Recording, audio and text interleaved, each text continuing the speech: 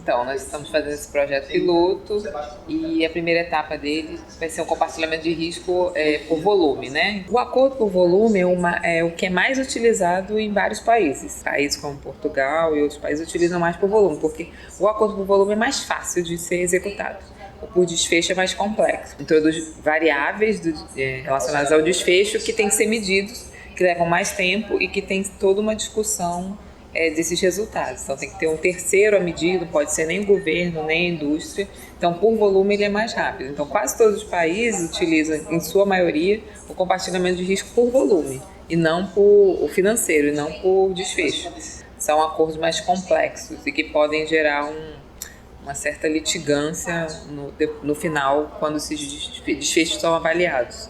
Nosso primeiro objetivo é que a gente consiga prover o acesso para os pacientes sem que haja uma extrapolação dos gastos e um gasto excessivo que comprometa a sustentabilidade do sistema. Então, o primeiro momento vai ser esse. Enquanto isso, nós estamos desenhando um projeto junto com hospitais de excelência e hospitais de referência para que a gente possa conseguir medir os desfechos, qual parcela do tratamento será paga pelo Ministério da Saúde e qual será paga reembolsada pela indústria. Então, quem vai arcar com o que de acordo com os desfechos que a gente está trabalhando. Ainda está em fase inicial, a gente fez como um piloto para que a gente possa avaliar erros e acertos. Em relação à questão financeira, a gente já acordou com a indústria o teto de gastos do Ministério e, a partir daquele teto, a indústria vai arcar com os tratamentos para os pacientes. Então, esse foi o primeiro caso, mas a gente sabe que vem vários medicamentos que estão sendo registrados no mundo e agora na Anvisa. A Anvisa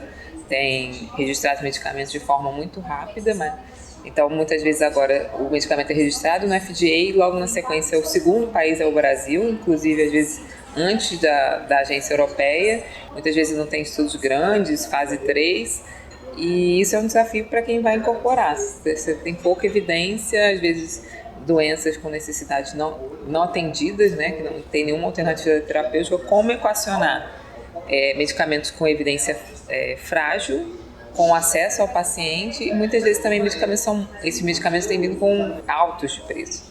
Então, que até países desenvolvidos estão tendo dificuldade de sustentar incorporações com valores tão elevados. Por conta disso, o Ministério tem que investir nessa estratégia para que a gente possa prover acesso, mas reduzindo o impacto da incorporação dessas tecnologias. Então, hoje o risco está todo com o governo, com a população que está pagando pelo medicamento. Então, a ideia é que isso seja compartilhado agora, que a gente possa ter uma devolução desses recursos ou em próximas compras, descontos no futuro, para que a gente possa incorporar mais, mas garantindo a sustentabilidade do sistema.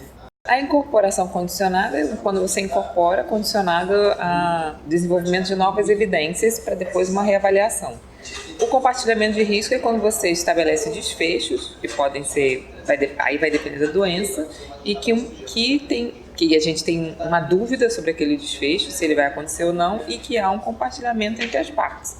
Então, há um acordo, o Ministério vai pagar. Por exemplo, tem casos de outros países em que o governo paga aqueles que tiveram sucesso e a indústria arca com os que não tiveram sucesso. Então, essa é a diferença.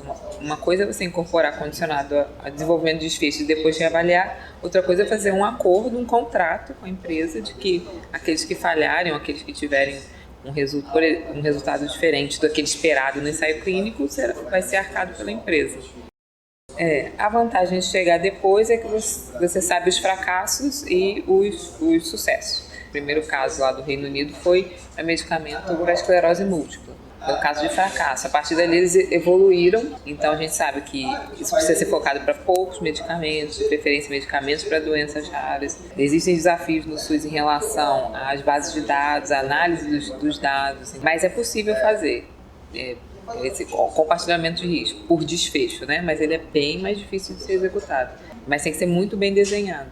A gente está fazendo via um programa do Ministério da Saúde que se chama PROAD SUS, então a gente está utilizando o hospital, o Einstein.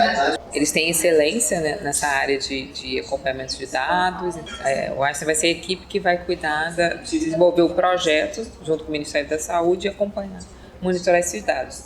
É importante que é uma equipe externa ao Ministério e externa à indústria, então precisa ser um terceiro, ter a confiabilidade entre as partes de que o acordo vai seguir da forma mais correta possível. Até que muitas vezes a falta de confiança entre as partes é um dos entraves para esse tipo de acordo. Então precisa ser um terceiro a coletar esses dados e depois, quando os dados estiverem prontos, eles serão encaminhados à Conitec para que a Conitec avalie se mantém essa incorporação ou não.